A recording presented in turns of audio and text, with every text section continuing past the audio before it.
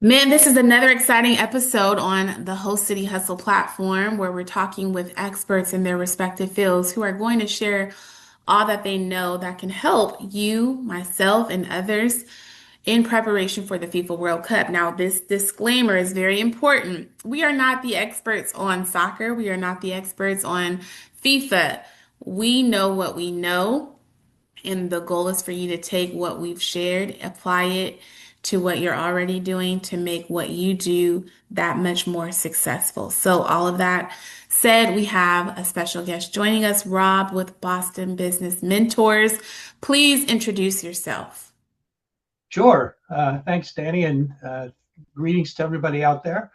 My name is Rob Stzman. I am associated with an organization, a nonprofit called Boston Business Mentors. We just started up as October of 2025.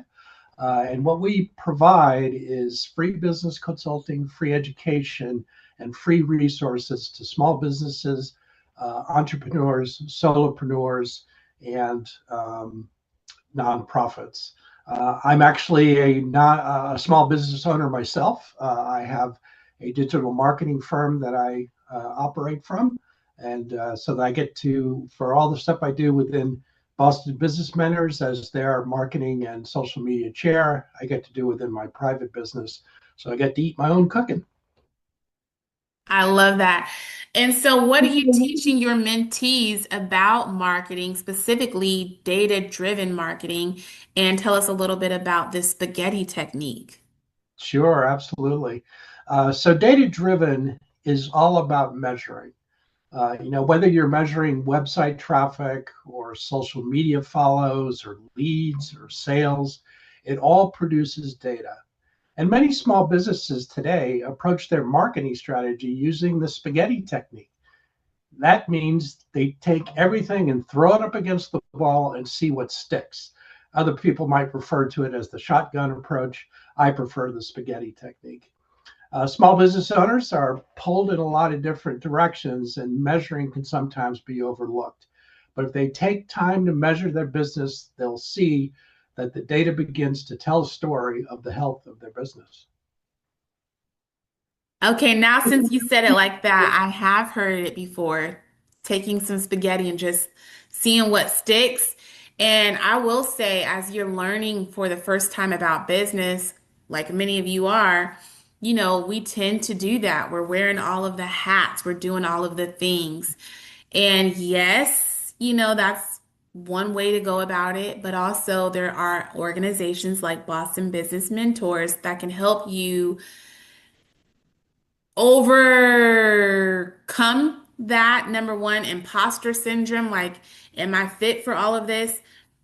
And then two, I was going to say, help you eliminate the time that you're working on building all of these things and going through all of these hoops and learning curves. They can help limit that time just by you tapping into your resources and working with people such as Rob and the business mentors of Boston. So I love that. What is one of the things that you often see, especially in today's climate, from some of your mentees when it comes to starting a business and throwing the spaghetti at the wall? What are the themes from your observation? The themes are, first of all, they start with a dream, and they dreamed about starting their own business. Maybe it's because they've lost their job and they see it as an opportunity to start a business, or maybe they've always wanted to start a business. So they start with a dream, but they need structure around that dream. They need a plan. And so very often what we're doing is we're working with our clients on creating business plans. And with my background in sales and marketing, I'm very often working with them on creating marketing plans. As a podcaster and a podcast strategist and coach, I say just like every business has a business plan, every podcaster needs a podcast plan because you need a roadmap. I feel like so many people skip that integral part and then now they're spinning their wheels. But if you had a business plan, you could always refer back to, okay, what did the business plan say? Are we hitting the mark? Are we on track for our 1 year, 3 year, 5 year goals? But you didn't do the business plan.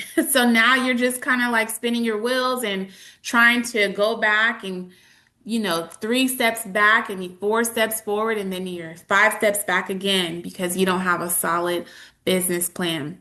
So I love that. One of the things about planning is your SWOT analysis, your strengths, your weaknesses, the opportunities, and the threats.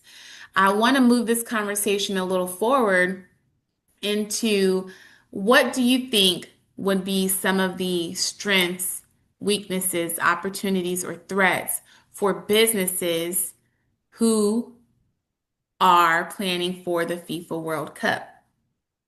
Mm, okay. And you can answer, you Well, don't have to do SWOT in its totality, but you can just pick from that. What do you think are some opportunities or threats or what have you? yeah, I think, the opportunities to the small business owner is just the sheer uptick in volume. There's just going to be so many more people in your area that whatever it is that you sell, you're going to just have more opportunity to get that in front of people. And small businesses are very nimble. They can make changes very quickly. The big enterprise companies, when they want to make a change, it's got to go through a committee and get approved through a committee, and that can take forever. Well, a small business person can change on the dime, and that's probably one of the biggest strengths that they have. So good. And actually, I've heard a friend say the same thing. We've had a former guest, and she was doing big business, I guess, between different markets in the US and Dubai. And she said the same thing. One of our advantages as entrepreneurs and small business owners is we can be more nimble. We can make adjustments. Like you said, we don't have to go through the chain of command, wait for another committee meeting, another steering committee meeting, and all of those things before we can actually make changes.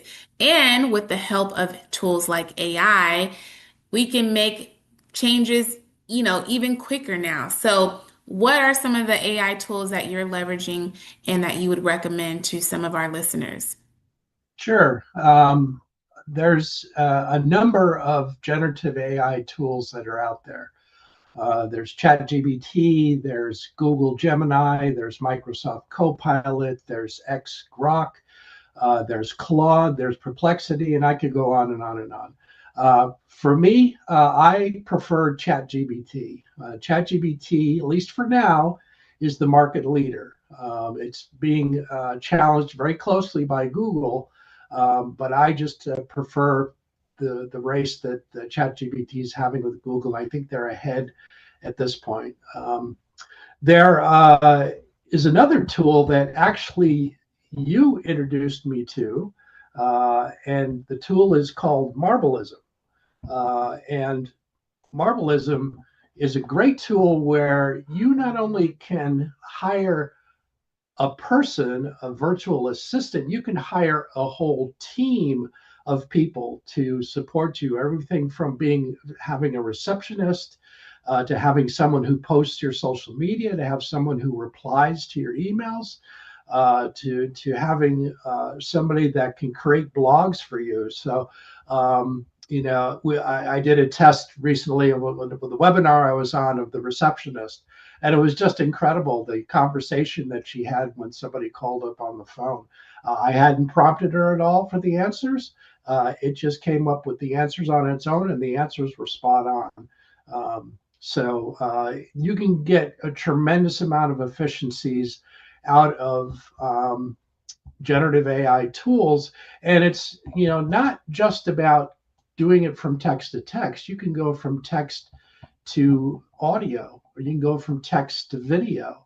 Another tool that's out there that's a lot of fun to work with is called NotebookLM. It's a Google product, notebooklm.google.com. And what you do is you enter into it information, and it will create a podcast. And it's a podcast between two people that are talking about the information that you input into the tool. And so that can make you bigger than you really are to people out there that would listen. The basic definition of marketing is it's not what you are, it's what people think you are. So if you're able to portray that you're much larger than you really are, then you're going to have an advantage even over the big guys who aren't taking advantage of these technologies. Man, Rob, that's so good. Oh, well, first of all, I love that you've tried out Marblism. Marblism is so clutch. That's a word I would use. So clutch. But also, I love that you said marketing can make you bigger than what, you may be. And sometimes that's not such a bad thing. I like to think of it as seeing yourself in the future. Like you are putting in the work, you're doing all of the things. Maybe you don't have all of the employees. Maybe you are the person who's wearing all of the hats right now. But with the help of AI and some of these tools, you can look like a real business. And I got a call on my Marblism the other day from my receptionist, said this guy has been trying to get in touch with me. And I finally followed up and called him back. And he's like, hey, I'm a podcaster. I got 2 episodes out there. You're all over my feed everywhere. I just see Danny, the podcaster. So that point you made about looking bigger than what you are. It's just me, but that's not the first time I've heard. I just keep showing up consistently on people's feeds, doing the work, right? Using tools like NotebookLM to help me appear like this big machine. And with that, I also use something called a CRM, so a customer relationship manager. I personally use HoneyBook. There are others I'm sure Rob could also recommend. Go High Level is another one of those that's leading in the market. So you suggest that businesses use a CRM. Tell us what exactly is a CRM and how can it help small business owners? Sure. So CRM stands for Customer Relationship Management, and it's a tool. It's a tool that organizes the sales process and marketing process of your business. You know, you probably get business cards from somewhere, or maybe you get people that are sending you their contact information on email. So they're in all these different forms, but they're not together. And so if you're searching for something, oftentimes you're looking for the piece of paper on your desk and it just isn't there. uh, Customer relation management tools takes that information and puts it into a database, so that at any time, if you need to go and contact that person, you can call up their phone number, you can call up their email, you can call up their postal address, and you can get in contact with them. Some tools out there actually give you the ability to create a QR code. And somebody scans the QR code, puts their information in the template on their phone, and that information goes directly into the CRM tool. Other people, what they'll do is they'll take that QR code, excuse me, and they'll put that at their counter. So when people are checking out, they'll say, "Hey, join our newsletter," and people will scan it and they'll put in the information to join and get access to a newsletter. And again, that information goes right into the CRM, so you never lose that information, and it's readily available to you when you need to contact them. Yeah. Now, I know another one of the things you know about is Google Analytics, right? And going back to working as an entrepreneur with, little funding up front, a little team, a small team, trying to be nimble, try to be lean. Sometimes we can find ourselves looking on social media to try to find our customers and using social media and feeling like you're constantly on the hamster wheel of social media. While it's a great strategy, I would say it's a bit lopsided. You should be working on social media, but more importantly, SEO and tracking your analytics. So tell us a bit about how that factors in using Google. Sure. So Google Analytics is a very powerful tool, but it can also be a very confusing tool. So it comes with, when you register your domain, when you register your website, it comes with Google Analytics free of charge. There's no charge for Google Analytics. You have to go through a little bit of setup to get it implemented, but once you get it implemented, it starts to feed you information. It will feed you information of how many people are coming to your website. It will feed you information about Where did they come from? Did they come from Google? Did they come from another website? How did they come to your website? It'll tell you what they did while they were on your website. Did they, if you have a blog out there, did they go out and read your blog? So it's got a bit of a steep learning curve, but if you're a visual learner, what I would do is recommend you go out to YouTube, type in Google Analytics training, and you'll get a plethora of videos available from people that will give you the basics to get you up and running. If you are more, if you like reading instructions, I would go to a generative AI tool such as ChatGPT. Put in, I need a training manual for Google Analytics, and you can even put in and write it for a beginner. And it will come back and it will take the information and write it at a level that you can understand it.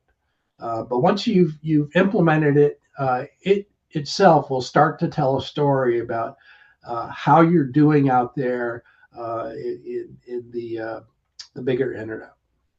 Mhm. So let's also talk about, um, let's see. I know you talk about marketing and a marketing plan, and you have quite a bit of steps here. But if you had to say like 3 steps, there is a business who probably hasn't even done a full audit to see if they have the bandwidth for the influx of people that are going to come through, but they're going to give it a try. They're going to take a stab at it, for lack of better words. So, like, just marketing to get yourself aligned with the influx of traffic that's going to come. How would you suggest that they market themselves? Let's say it's a restaurant in your area, because I know that it's coming through your town too. Mm-hmm. Yeah, I think the first thing you want to do is to define your target market. You really can't be everything to everybody out there. So you've got to determine who do I want to target.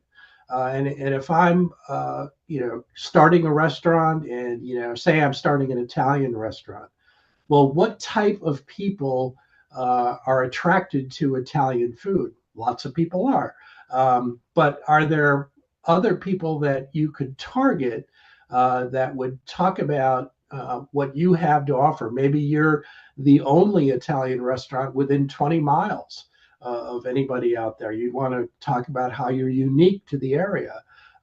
If you have a particular dish or dishes that you serve that nobody else serves, you'd want to highlight that and talk about how you have created dishes specifically for people that have very distinctive tastes when it comes to Italian food.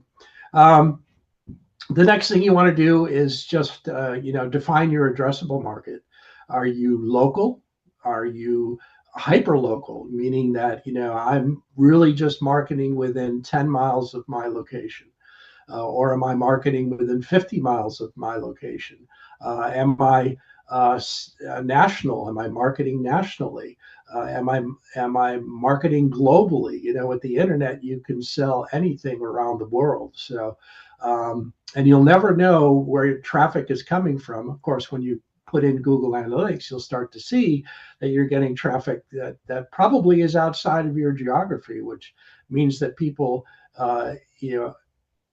both locally and not so local are seeing you, and they're hearing all about you. You can also utilize platforms like Nextdoor.com. Nextdoor is a hyperlocal platform where you can put ads out there, or if you can't afford ads at a particular time, you could put posts out there just talking about Italian food and why is it you're such an expert on Italian food? Well, I'm the chef at this local restaurant or whatever.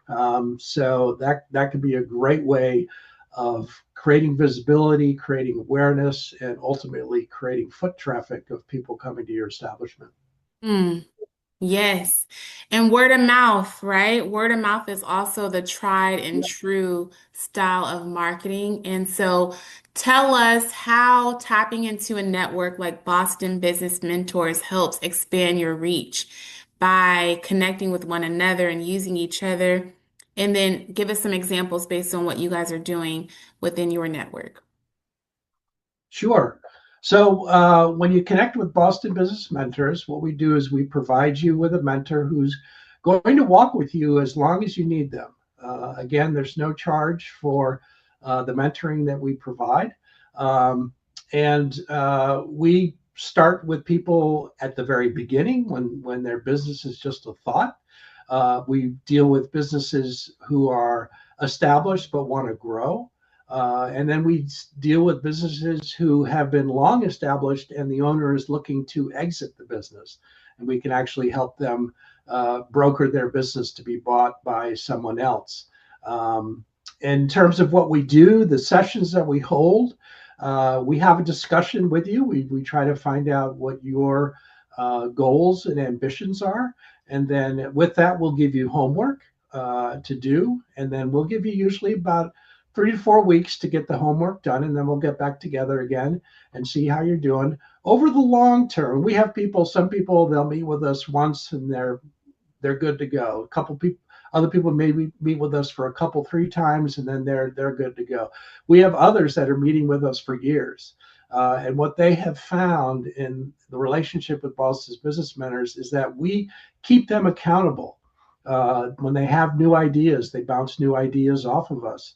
When there's a business downturn, they'll turn to us and say, "How do we, get this business turned around?" So, we walk with our clients as long as they need us to be there. I love that. With that, drop the mic. You lit it on fire, Rob. Such a great, insightful information.